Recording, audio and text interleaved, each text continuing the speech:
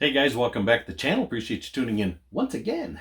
So hey, we are starting on a new project, and this is inspired by your comments. So I had a gentleman comment on my last video about the picture on the wall of my 82 EXP.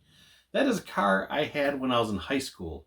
I think I bought that in my 11th grade, fixed it up and drove it around for my senior year. And that picture was one of my senior pictures from high school. From back in 1991. Oh yeah, great year. Hair bands. Oh man, it's good times.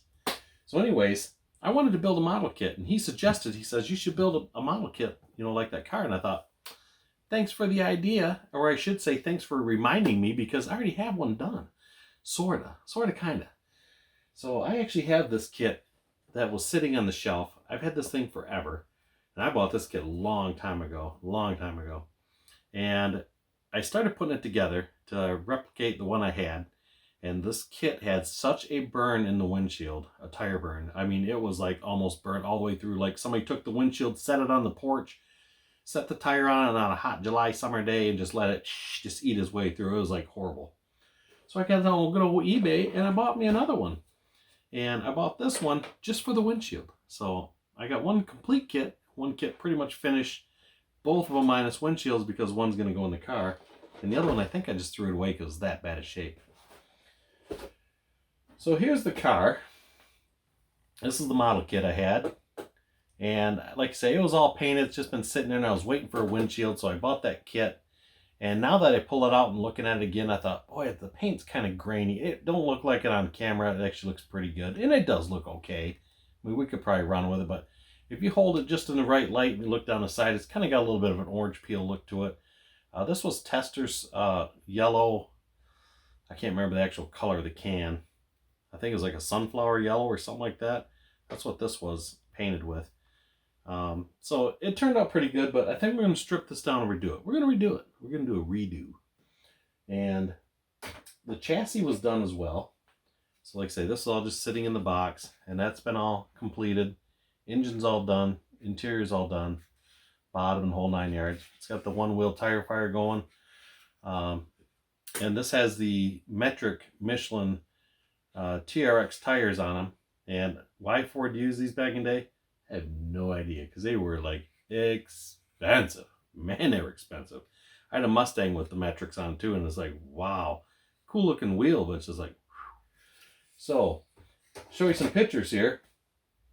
So this was a picture of my car when I was done with it. When I was driving around, this is what it looked like. And I put the cool wheels on it, had the bra on it, So that's just what we did back in the day. We made them look nice and cool. So this is a picture of my dad's car.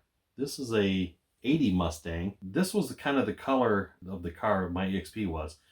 So for you Ford paint enthusiasts out there, that was paint code 6N was the original paint code from back in the day, and that's the color that was. My EXP was that same.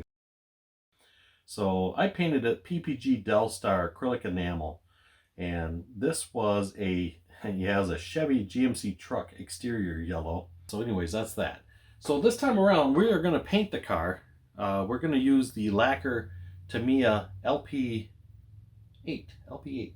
And I think I might put a little bit of orange in here and tint it just a little bit, because this color is almost the color of that original car, which I really don't care for. So that's what we're going to do, is go that route.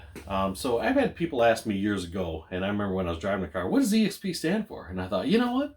That's a good question. So I did some research on it. The E, originally, for what I understand, stood for Erica.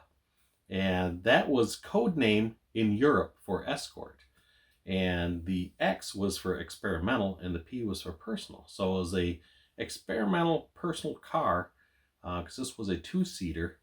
There's no back seat in it. It just had like a flat deck. I remember it had a chrome bar in it. And so it's cool because I could set my big speaker, the big speaker box with the MTXs on there and all that stuff, and we were good to go. But that's what I could find what the EXP stood for. There's a couple different things out there, but most of them come up that's what the EXP was from. The X was for experimental, and the E was Erica, like I say, code name for escort in Europe. So this was a kind of a overseas mix match with Ford at their European division, and because the Escort back in the 80s was a global car. So if you look at original Escort from the 80s, it had like the logo, the emblem on the fender was a picture of a globe, and it said Escort on it. And I believe the car originated from Europe, and they brought it over to the States. So then they followed along with the EXP, and I believe they made this car from 82 to 88, I think was last year, because 87 it got the flush mount halogen lights. My brother had an 87, his was silver. It's kind of a cool car, burgundy interior, it's pretty neat looking. So anyways, I had this car forever, and I loved it. So that's what we're going to do. We're going to strip this down. So next video, I'll show you guys painting it, and I'll get it all stripped down meantime and get it going. So that's going to be the next project. We're going to get this car finished up and get it done, and we're going to go from there. So we're going to wrap this video up and get going on it. So next time we can get it in some paint and go from there. So once again, I appreciate you guys watching and checking out the channel.